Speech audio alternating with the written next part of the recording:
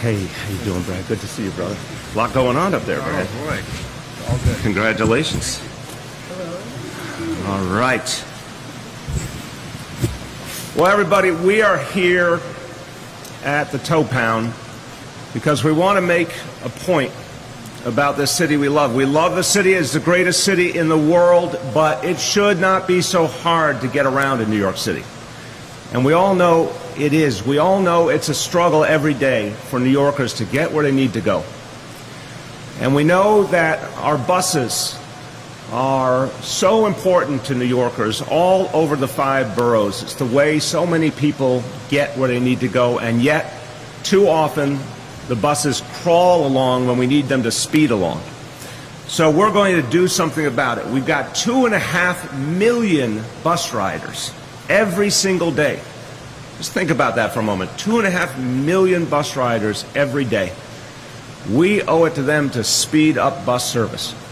And the plan we are talking about today is projected to increase the speed of our buses by 25% over the next 2 years so that New Yorkers can get where they need to go. I want to thank everybody here at the Toe Pound for the work they do. This is going to be crucial. Clearing out those lanes, making sure that the buses can move. And it's really clear to all the folks out there who think about or ever think about parking in a bus lane, don't do it. Don't do it.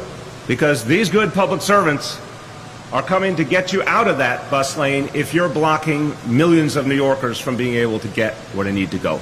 No one wants to see cars towed. If you don't violate the law, you're going to be fine. But we're here to send a very strong message. There's no parking in our bus lanes. It will not be allowed, and we're going to have the enforcement ability to address it. I want to thank everyone who's been a part of putting this plan together. You're going to hear from Chief Chan in a moment, who's been key to this effort. But I also, of course, want to thank our Deputy Mayor for Operations, Laura Anglin. She and her team have worked very hard on making sure that we can increase bus speeds. I want to thank her for that. And from DOT, the Chief Operating Officer, Margaret Forgione. Thank you, Margaret, to you and everyone at DOT. Now, in the State of the City, we talked about the fact that New Yorkers don't have enough time. We don't have enough time for our families. We don't have enough time for ourselves. There's a lot of things that we're going to do about that. One of the simplest things we can do is help people get where they need to go faster. It's within our power to do so. It's within our power to get people more and better options for getting around. That's why, for example, we announced the expansion of NYC Ferry. That's why we're going to be fighting these next months in Albany for a plan to actually fund the MTA properly and get our subways to run on time. The goal here is to make sure that we speed things up and we have better options. And we can do it. When it comes to buses, clearing out the lanes is part of what we need to do. We also can do other things like get technology to help us synchronize the stoplights so that buses get first preference. Installing more SBS routes also. We are adamant that select bus service is a crucial part of our future. It's working. Wherever we put it in, it's working. We need to do a lot more, and we need to do it faster, and we intend to.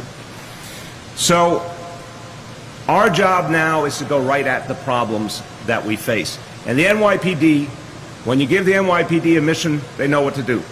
That has been proven time and time again. So for the first time ever, the NYPD will have a squad of tow trucks and drivers dedicated specifically to clearing out the bus lanes. We know it's going to make a big difference. 7 teams will operate in all 5 boroughs, and this is a start. We're going to assess it as we go along, and if we need to build upon it and add, we will keep adding to make sure that the bus lanes are clear. Again, I know it is hard to find a place to park in New York City. I drove myself around for a long time. I circled the block a whole long time looking for a parking space in my neighborhood. I understand what everyday New Yorkers go through. But again, it may be tough to find a parking spot, but I can tell you where you shouldn't even think about parking, and that's in a bus lane, because there will be consequences, and it's not worth it. We believe that we can, working together, make life better for all New Yorkers. So for drivers, help your fellow New Yorkers by not parking in the bus lanes. And with this effort to speed up the buses, more and more New Yorkers will be able to choose mass transit, and they can get out of their cars, and that's going to take cars off the road and reduce congestion also. So we could have a virtuous circle here if we get it right. That's what we intend to do. I want to emphasize, we know, again, that if it's hard to find a place to park, we know it's tempting. But because these drivers and these tow trucks are going to be around, don't do things the way you used to if you used to park in the bus lane. Find a legal place. Help everyone keep moving. This is part of what will give us the opportunity to give New Yorkers back their time and make this a city that's easier for everyone to live in. Just a few words in Spanish. Cada auto estacionado en un carril de autobuses significa un tiempo precioso que pierden neoyorquinos. Nuestras grúas aseguran que los pasajeros de autobuses pueden llegar a tiempo al trabajo y pasar más tiempo con sus familias. Promover el respeto a las carriles de autobuses es parte de nuestro plan para mejorar las opciones de transporte para todos. With that, I want to turn to our Chief of Transportation for the NYPD. He and his team have done an outstanding job implementing Vision Zero, among other things, and he's going to talk about this new effort and how it's going to help to keep the bus lanes clear. Chief Tom Chan.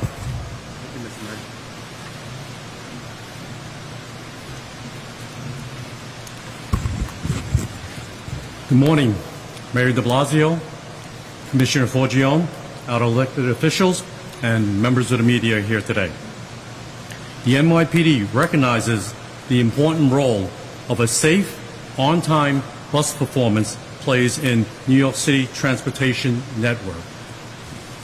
As such, the NYPD is collaborating with our colleagues from the MTA and DOT to keep our bus routes across all 5 boroughs clear of illegally parked vehicles.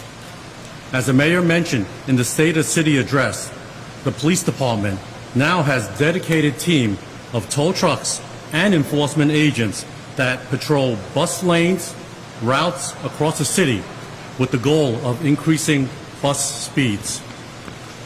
This bus unit deploys daily as a complement to our existing enforcement deployment. Beginning last year, the NYPD began meeting frequently with our members of the MTA bus operations in order to develop a plan in response to New York City's most congested bus routes. As a result of this partnership, we determined specific bus routes in each borough that would benefit most from increased attention by towing and also enforcement resources. I want to thank the Mayor de Blasio and his staff for his leadership in forming this tow truck unit that will serve New York's transportation network. Motorists, certainly, beware. Stay clear. Don't obstruct bus stops and bus lanes or the routes themselves. Remember, the price of blocking a bus lane is costly both to your wallet and also for the livelihood of New York City. And I want to point out, for a bus stop or a bus lane violation, parking summons is $115. If you are told by the NYPD, that adds an additional $185 for that cost for parking in that bus lane or bus stop. In 2019, since the beginning of the year, the calendar year, we've increased our bus stop and bus lane parkers by 28%. Moving violations for driving in those bus lanes have increased by 612%. Bus lane, bus stops, and lane and stop tolls tolled by our traffic enforcement district personnel have also increased by 7%. And again, a warning to our New Yorkers and our drivers who are in New York City, please stay out of the bus lanes and the bus stops and keep our buses moving. Thank you. Chief, appreciate it very much. Now I want to turn to State Senator Brad Hoylman. We're in his district. I want to thank him. He has been a tremendous advocate for more and better mass transit options and for making sure that we take the measures necessary to help people get around. But I also want to just congratulate him and his colleagues in the State Senate. We have never seen anything like this in the history of Albany and our state government, the history of this whole state. The extraordinary beginning of this legislative session, literally decades worth of old business finally being addressed, but such powerful actions just in a matter of days. Our state Senate has reformed our election laws, has protected the rights of women, has given support to our dreamers. It's unbelievable, it's unprecedented, and Senator, you have a lot to be proud of, and as do your colleagues and Leader Stuart Cousins. So congratulations. Senator Brad Hoylman. Thank you very much, Mr. Mayor. Credit where credit is due, brother. Oh, thank you. Thank you. Okay. A little extra height there. Oh, sure, why not? I can always use that. State Senator Brad Hoylman, as the mayor mentioned, you are in the 27th Senate District, and I want to thank the mayor and the NYPD for all of your work, the deputy mayor, and of course our deputy commissioner, who I've known for years and worked together closely for years. This is such an important issue, Mr. Mayor, and I'm so grateful that you included it in your State of the City, mostly because in this Senate district we have the slowest bus speeds in the entire city. In fact, the Riders Alliance, as part of their bus turnaround campaign, identified 3 bus lines that were the slowest, and they all happen to be in the 27th district. The first one is the M50, which runs at the pace of 4.5 miles per hour. Our constituents call that bus line the Turtle. There's the M23, which clocks in at 4.3 miles per hour. That's called the Sloth by my constituents. And then finally, coming in at 3rd place is the M42 at 3.9 miles per hour, known as the Slug. Squirrels can run at a faster pace than these buses. The average human speed is 3.1 miles per hour just walking. The good news is you don't have to run to catch a bus on these lanes. But the bad news is, Mr. Mayor, as you pointed out, congestion, parked cars are killing the ability for New Yorkers to take buses, particularly those who might be seniors or differently abled. I'm so appreciative for this initiative and look forward to working with you in Albany. I can finally say that, in Albany, to make change in mass transit. Thank you. Amen. Change will happen. Thank you, brother. All right. We are going to take some questions on this announcement about the bus lanes, and then we're going to go to other topics. First, anything about the bus lanes? Yes? Can you break down the fee structure again? So you get a summons, but what if your car gets towed to the pound? Do you then have to pay to get your car out? Chief? When you receive the summons again, maybe for the violation, the towing fee will be $185 to retrieve your vehicle. And then again, you are responsible ultimately to deal with the parking summons that you could do at a later time. What is the parking summons? How much? The parking summons for the bus stop or the bus lane is $115. You might want to hang around because there may be more for you. Yes? Mayor, what is select bus service for people who don't know, and why is it helpful? So I'll give you the layman's definition, and then Margaret can jump in with something more exact. So select bus service is dedicated lane bus service. It's express in the sense of it's fewer stops, but it has its own dedicated lane, and that allows it to move much more smoothly. It's been very popular because it moves. And we've put it in a number of neighborhoods, and it's actually really the workhorse now in terms of the new things that we are creating that are literally changing tens of people's lives. Tens of thousands, excuse me, of people's lives. Not tens, tens of thousands. Good. Well, the mayor did a good job. I'll just add that select bus service entails red bus lanes, off-board fare collection, so that people pay their fare off-board and they just take a ticket with them onto the bus, so you don't have the delay of people fumbling around for Metro cards. It also comes with transit signal prioritization, meaning that as a bus, and it's not each and every intersection, but as part of this effort, we're adding hundreds and hundreds of transit bus prioritization intersections.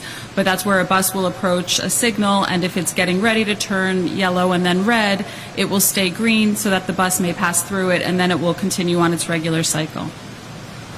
Yeah. The bus that I ride every day doesn't go on a dedicated bus lane. It just goes down the street. There are often double parked cars, trucks making deliveries. Not necessarily cars that are parked there long term, but maybe for 15 minutes while someone runs into the store.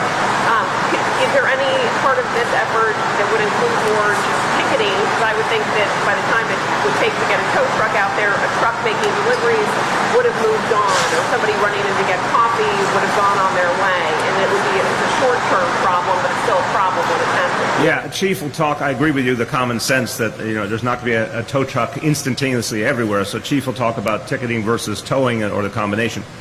But I do want to say I think there's a real difference if someone, for example, pulls into a bus lane and lets their child out or lets a passenger out and then moves on and they're staying in the car and the car is on. That's a very different scenario than if they park. Once you turn off your engine, you're susceptible to consequences. Why don't you tell me? Thank you. When we're talking about vehicles, again, as you mentioned, the mayor mentioned before, where an individual just simply drop off somebody, they're not going to get a summons. We will move them along. But what happened is that throughout the city, all the traffic agents, we've designated the parking violation for parking at a bus stop and parking in a bus lane itself as a priority summons, almost considering equal to a parking at a fire hydrant, a crosswalk, and things of that nature. So our traffic agents are looking for that violation. And if our tow trucks are there, even if they're not part of this particular tow truck unit, they're going to be targeting those vehicles that are blocking and preventing our buses from moving. For trucks that are making deliveries, where the person's saying, I have to make this delivery, how do you handle that? Again, we certainly will try to move them along to find another location for them. But again, ultimately, the buses need to run, and we're not going to allow these vehicles to block their lanes or the routes itself. And Margaret, maybe you could speak to this. There's a lot of people in this city and a lot of vehicles, and there's never enough space. But there are a number of spaces dedicated for deliveries. So, Margaret, could you speak to that? Whenever we design a bus lane, we spend a lot of time talking with the community, including property owners, businesses, all of those sorts of folks. And what we do is we determine their loading needs. So what we will do sometimes is have a bus lane that has a big break in the middle of the day to allow commercial deliveries. Other times we try to work with businesses to do off-hour deliveries, or we'll make sure that the other side of the street is all commercial loading and unloading, as well as possibly some side street loading. So we take all those factors into account. Is it perfect? It's not perfect, but we do everything we can to accommodate the needs of everybody on the street. One of the biggest issues, whether you're a cyclist or pedestrian or another driver, is sometimes city cars, whether it's NYPD cars, in bike lanes, in bus lanes, we will throw in an expired PTA card or a placard and they don't get ticketed. So I wanted to ask you an update on the placard report, and if you have data on the number of city vehicles, whether it's a squad car or a police car, that has been towed, ticketed in bus lanes and bike lanes. So on the placard reform that will be in February, we will have that update. And Chief Chan, why don't you speak about how we deal with city vehicles? Again, they've stopped, they've parked in a bus lane. We need the bus lane clear. Talk about how we address that, including when we use towing. Certainly. In 2018, we actually notified through what we call the finest message every precinct and every police department unit within the New York City Police Department that parking in bus lanes and bus stops is prohibited. And again, there are, with the exception of a unit responding on an emergency, they're running up, there's somebody's having a heart attack, then they are going to respond to that. But in general, parking is prohibited even by our unmarked cars and things of that nature, and they will be ticketed or they will be towed. And they didn't already know not to park in a bike lane or a bus lane? On occasion, certainly, we have had vehicles and we have people who were either disciplined, we've had some towing, and again, I don't have the exact number, we can get you the numbers, but we've, last year, I don't want to give you a number that's not accurate, but we can give you that number later in terms of how many summonses were issued for parking in violation. Yeah, look, we're making it very clear. There's been a series of announcements and more coming next month, and our public employees have to pay attention or there will be consequences. As simple as that. Yeah.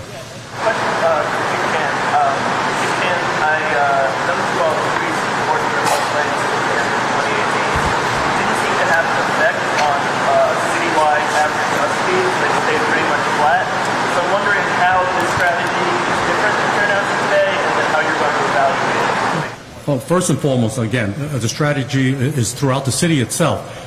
We work with our MTA partners, and we've been meeting with them since the summer of last year. And what happened is that while there were some slight increases throughout the city, they identified the most problematic routes where we will be concentrating on our effort. But throughout the city, our other toll vehicles and also our traffic agents will be working on it. So it's a work in progress. But again, from our MTA partners, when we meet every month, they're telling it it's getting better. All right, but again, it's a work in progress. So will you be providing information about which routes are targeted and how they performed after the enforcement? Yeah, because yes, the answer is yes. We want this to work. We need it to work. The combination of factors here, including giving priority in the signals and greater enforcement, and all the messaging about the fact that there's going to be greater enforcement, we think that's going to add up. If we have to do more, we're going to keep doing more. Says there's going to be 7 new tow. 7 units, yeah. Does that mean 7 trucks? No, it's 7 units. It's different depending on where they are. Do you want to speak to it? And it can be more than 7 by far. And what happened is that, well, we have tow trucks. They may be working in tandem in teams where agents may be summoning, and then some of the vehicles, tow trucks, are actually towing. So it's a combination of both. So we're not saying just 7 tow trucks itself. It's more. Upper end of that limit is between 7 and how many trucks? I would venture to say from 7 to 10, 7 to 11, 12. Again, based on what we see out there, if there's more vehicles that need to be towed, we're going to put out more tow trucks. Actually, the statistics that you gave, the percentage increases for this year, do you have that data as raw numbers as well? So just to clarify on your question, so it's 7 units. They're being given responsibility for different areas. They're targeting the most problematic bus routes to begin. And as this works, if we find we need to keep adding more personnel, more tow trucks, we're going to do it. Yeah. On Twitter, as I'm typing about this announcement, a lot of people are writing back, add bike lanes to this. And why not include bike lanes in this effort, and are there plans to do that? This is about bus lanes. There's lots of enforcement also for bike lanes, but right now we're talking about a part of our mass transit system that needs real help. It's 2.5 million riders a day. Bike lanes are important, but they by no means reach that kind of number. This is 2.5 million riders a day. We have got to do more to clear the bike lanes. This is the focus of this announcement. Yeah, I had a question about, just if you could clarify traffic signal priority, what that is. So Well, which one? Be Margaret. that the bus driver presses? Could you make it visual? What traffic signal priority? Okay, we currently have about 600 intersections that have transit signal priority. What that entails is that there's, for lack of a better word, a beacon on the bus. So the traffic signal knows when a bus is approaching. The driver doesn't have to do anything. And as the bus approaches the intersection, if it's at a certain point within the signal cycle, if it's already turned yellow, it's not going to go back to green. It's not going to do anything that starts raising any questions in the minds of any drivers. But as I mentioned, if it is getting ready to turn yellow and then red, it will delay by a few seconds. It knows where the bus is in order to allow that bus to pass through the intersection and then turn to yellow and then red. Okay, anything else? Oh, I'm sorry, over there. A little louder? Is there a sense of how effective the camera enforcement has been in the bike lanes? The existing camera enforcement? Either one of you want to speak to? How effective has the existing camera enforcement been? So we have cameras in 13 of our 16 select bus routes.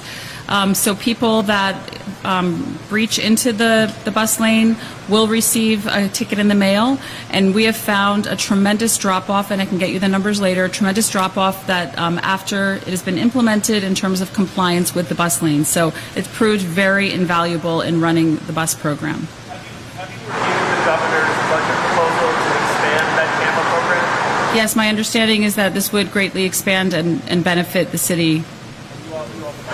Yes. Anybody over here? Yeah, Rich.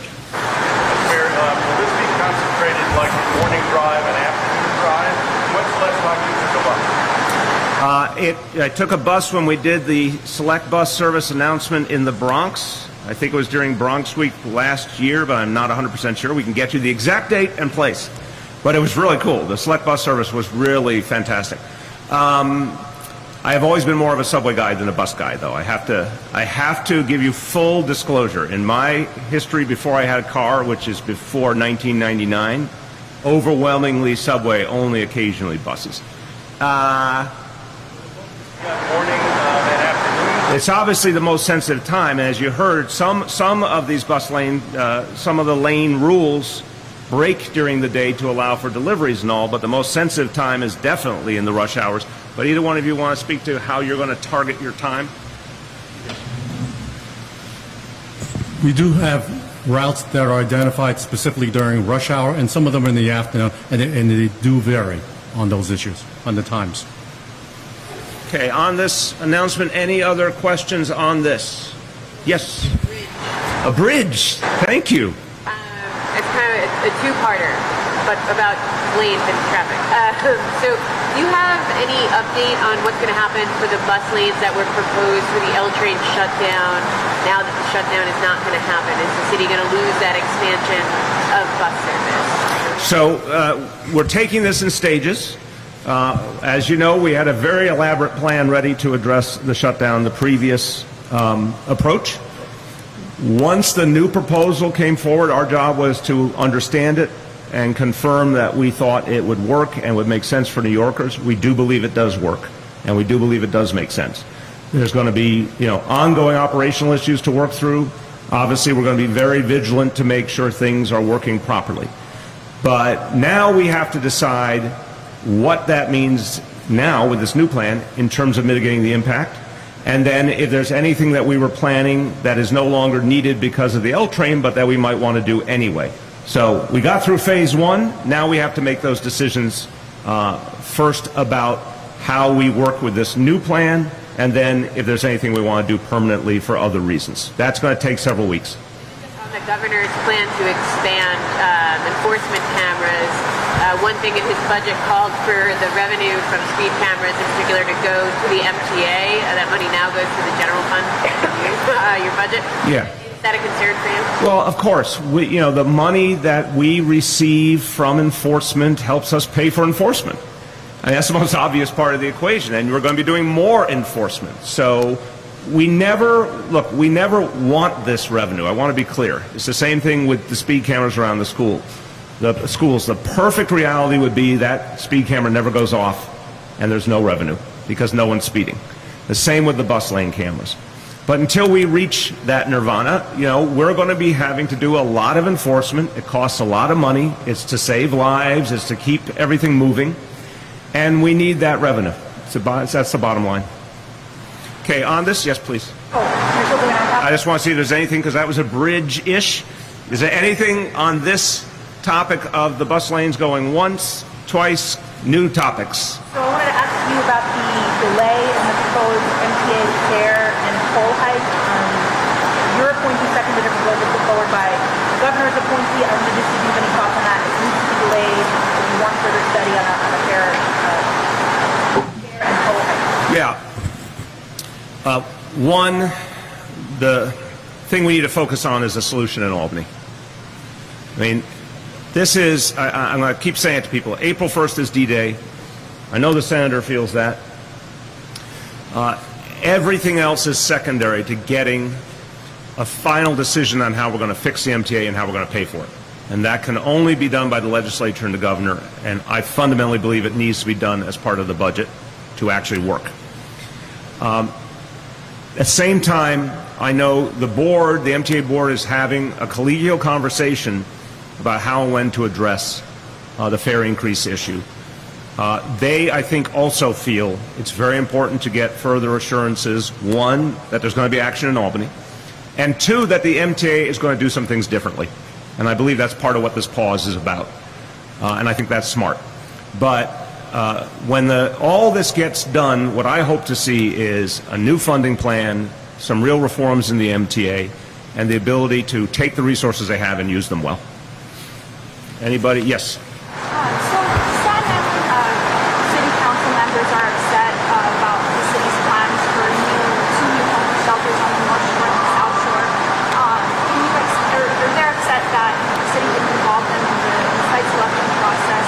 Can you explain why they weren't involved or why they weren't informed? And also explain... Can I take the first part and then we'll go to the second? I'm not familiar with the specifics of how consultation went. We made clear almost 2 years ago, if I'm counting right, that we were changing our approach to shelter, that we wanted our shelter system to reflect the realities of the whole city, and that any part of the city that had folks who became homeless from those neighborhoods but didn't have any shelter capacity in those neighborhoods, that didn't make sense and it wasn't fair, and we would be putting in shelter capacity consistent with the number of homeless folks from each community. So if I remember correctly, in Staten Island, it's over 1,000 Staten Islanders that are currently in our shelter system. So we've had a goal very clearly publicly stated for most of 2 years now to create the shelter capacity consistent with the number of folks from Staten Island in shelter. We've been working on sites ever since.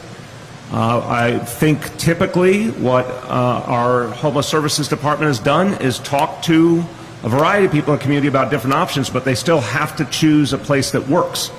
And then they work with the community, including the council members, to figure out how to make it work best in terms of day-to-day operations. So I can get back to you about what consultative process occurred, but the bottom line is we have to create these shelters to have fairness across the city.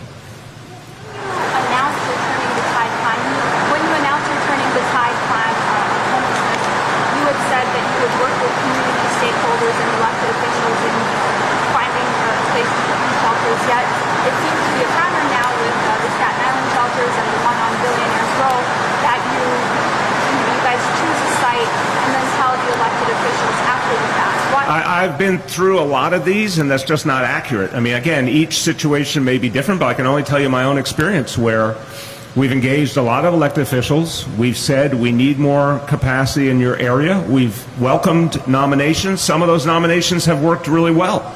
Other times they haven't been workable. You know, the honest truth is a lot of elected officials obviously would like the answer to be there's not going to be anything in my district. We look forward to the day when there won't be that need anymore, but it's not real now. But anyone who brings us an idea, we follow up on, and we try to work with the elected officials once we have an idea to make it work. I've seen a lot of give and take, a lot of consultation. Again, I don't know the specifics in this case. We'll get back to you on that. Yes? Mr. Mayor, hedge fund billionaire Kenneth Griffith purchased... Who again, please? Hedge fund billionaire Kenneth Griffith, I believe, purchased... Griffith? Yeah, he's a hedge fund billionaire. He purchased this $238 million apartment on Central Park South recently. And you said just a few weeks ago, there's plenty of money in the city. It's in the wrong hands. My question to you is, you know, what do you think that says about income inequality, a purchase of an apartment at that cost? And do you think the city is getting the accurate amount of benefit from those sort of large purchases that we see in the city? One, it says that something is fundamentally broken in our country, and it has to be addressed. When I ran, remember, I started talking about the income inequality crisis in the city 6 years ago, and we keep seeing more millionaires and billionaires, and we're still not seeing everyday working people getting their fair share for what they do. So something's fundamentally wrong. It has to be solved in large measure at the national level, starting with the repeal of the Trump tax cuts for the wealthy and corporations. This is going to be a very urgent fight. I guarantee you this is going to be the topic in the next 2 years in this country. That income inequality is off the charts and it's unacceptable and the situation is broken. In terms of what we are able to demand of the wealthy, it's not enough because the laws of this state are still too friendly to millionaires and billionaires. The 1% still dominates our legal structure. And that's the whole point. That's been going on since the time of Ronald Reagan, that the laws, the tax laws, and a whole other lot of laws help the 1% get richer and richer and richer. I've talked about a lot of different ideas that would address that, including the mansion tax idea, which would explicitly go at those type of high-value purchases, take more tax money from them, and create senior affordable housing with it. That's the way of the future, in my view. About the millionaire's tax, you said you believe people such as this individual would stay in the city. Do you think this is proof of that point? Absolutely. Look, you know, you look at these massive purchases. Does anyone think that these rich individuals can't afford more in taxes? They have been getting tax break after tax break after tax break. Before the Trump tax bill, they were already experiencing unprecedented wealth, and they had a whole system of tax policy that was favoring them in every conceivable way. The Trump tax cuts put that on steroids. The situation's out of control. It's absolutely out of control. It's dangerous. It's going to undermine the cohesion of this country. And we are seeing it now with the government shutdown. That it's, people are angrier and angrier, and they're asking the question more and more. How on earth do the rich keep getting richer and the rest of us are just struggling? So this is a really crucial moment. I think every everyday New Yorker and everyday New Yorker sees that purchase. They know in their hearts what I know. Of course that person should be paying more in taxes. Yeah. So I wanted to ask you about the East Central Resiliency Project. There was a hearing about it yesterday at the council. It's a two-part question. The first is, will the additional money needed for the project be in next year's capital budget? And then the second part is, you know, given that it's been 6 years since Hurricane Sandy and our streets are flooded when it rains, what do you think about your administration's progress, especially given that there's been 3 infrastructure resiliency projects completed, and that's really been it? No, it's not accurate, respectfully. There's been a huge number of resiliency projects that have been undertaken all over the city since Sandy. Again, we'll get you all to chapter and verse, but a lot of these projects are multi-year projects. So I am absolutely certain that we're moving a very aggressive resiliency agenda, billions and billions of dollars being acted on right now. There's been a lot of progress. You know, an obvious example is the Rockaways, but there's many others. But this plan, we did a couple of things with. One was we ensured that the changes would not change the timeline. 2, we wanted a plan that would create more resiliency. Resiliency for the park itself, and resiliency in terms of addressing all of the infrastructure underneath the park and ensuring that it was dealt with properly up front rather than at a point of crisis later on. So we believe this is actually a plan that is ultimately more cost efficient, that will keep us on schedule, and is the best way to protect the communities, but also the park itself. So will that additional $700 million be in next year's capital budget? Laura, I'm looking to you. Next, you can come over. Yes, we are still in the process of finalizing the plan, but additional resources will be put in there to make sure this project can move forward. Since you brought it up, I know last year beaches on the Rocky Peninsula had to close because they were so eroded. Do you have an update on the sand replenishment project there? We have been talking to the Army Corps engineers. I had another conversation with the leader of the Army Corps a few weeks ago. I'm very hopeful, I'm knocking wood, that we will have an important announcement quite soon, but there's a little more work to be done. Mr. Mayor, there's a number of issues in recent months that you've kind of taken the reins of and said we're not going to wait for the federal government, we're not going to wait for the state. And I'm just wondering whether you've considered doing the same thing with congestion pricing, given what an impact it would make on, you know, the residents in your city. You've taken kind of more of a reactive, let's wait and see what they come up with. Why not come up with a plan that would make you happy? Fair point, but I would say, one, I have no illusion about how the process works. This is a decision that can only happen in Albany. And in this instance, it can only be sorted out properly by the people who are doing the work in Albany. I have raised a series of concerns, as you know. I understand the idea behind congestion pricing, but I also understand there are real concerns, in my view, about fairness and about how such a thing could be implemented in a way that was truly progressive. In my view, what we need, first and foremost, is a solution to the MTA budget crisis. I've said I believe the millionaire's tax is the best option. There are other important ideas out there. Internet sales tax, marijuana revenue. There's a lot, State Transportation Bond Act. There's a lot of different ideas being talked about. But I think in the end, we need to put pressure on Albany to decide on the package that they can live with. I'm open to different options, but it has to be something that will actually pass by April 1st. Yes?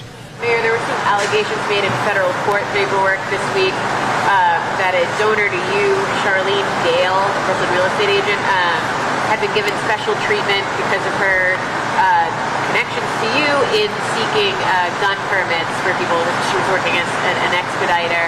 I'm curious what you make of that allegation and whether you know Ms. Gale, have attended any fundraisers held by her. Okay, very quick.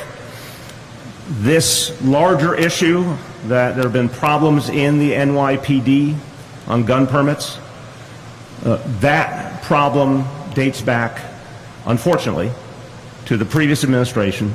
It was uncovered during our administration. It was addressed very aggressively, and those abuses were ended in our administration. Whatever happened in the past is not happening anymore, period. So that's the broader point. I certainly know Ms. Gale. I know nothing about this. I've never heard about this allegation before or had any knowledge of anything like this. She's certainly been a supporter. Absolutely. Yes. Mayor, the police commissioner seems to be saying that the security of the city is beginning to be compromised by the shutdown because the funding is not flowing to certain parts of the department. I wonder whether you think that how big a concern is that for you, and also with the president now being banned from doing a State of the Union, do you think the positions in Washington are hardening, or do you think that this is the kind of leverage that will begin to settle? I think Speaker Pelosi was 100% right to say it's not appropriate to give a State of the Union speech when the government is not functioning. I don't think that is a suggestion of positions hardening. I think that's just common sense. And I think the American people would have resented the pageantry of the State of the Union when clearly our government does not have its act together. On the question of this city, there are real threats from this shutdown. I delineated some of them last week. The direct threat to everyday New Yorkers starting in April is unbelievable, what it's going to mean for people's lives. Certainly, if security funding is compromised for any appreciable amount of time, that does affect us. So, of course, I share the Commissioner's concerns. But I want people to understand the sheer magnitude that, you're talking about, in short order, 2 million New Yorkers are going to, and I think actually some of it's March and more in April, 2 million New Yorkers are going to start to feel the negative effects directly. 2 million people. So this is very, very serious business. Let's see if there's anything else. Going once, twice, yes.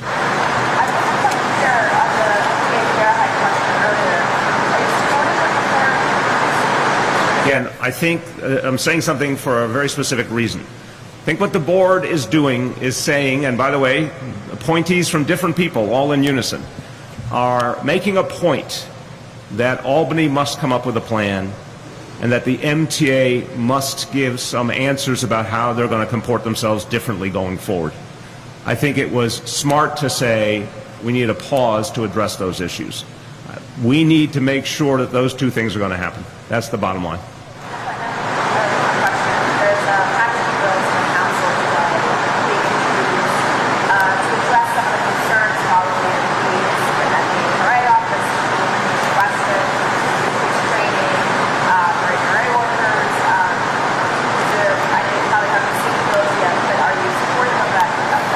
I have not seen the bill, so I can't speak about specifics, but I can say that the ideas are good ideas, and we obviously had been training people, but in the aftermath of that horrible incident, a lot was done to ensure there'd be further training and to clarify when supervision needed to be brought in the middle of a situation.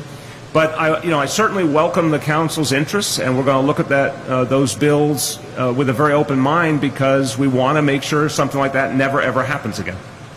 Okay, thanks everyone. Oh wait, Rich, go ahead. E-bikes, e-scooters, what's the latest bill? What you're thinking? Are you changing your mind? Are you kind of where you were before? Yeah, I mean, I start with the safety question. Right now, we all know that the e-bikes are not legal. The pedal assist are, and one of the central reasons for that is the e-bikes go a lot faster. We have to have a way to address the speed of the e-bikes. So as we look to Albany, where some of this has to happen, other things can be done at the city level. We've got to get the safety piece right. That is my central concern. And until I see something that ensures safety, I'm not going to be comfortable. But I do want to work with the state, and I do want to work with the city council to figure out if there's a way to do that in terms of the e-bikes. I'm hopeful we can find a solution. The scooters are a little more complicated to me because they're a new wrinkle in all this. And I am concerned about how we take e-bikes at one speed, scooters at another speed, regular bicycles at another speed, and they're all going to be occupying the same bike lanes. How do we make sense of that and keep everyone safe? I am open-minded, but I need to see something that will actually achieve that level of safety we must have in this city. Thanks, everyone.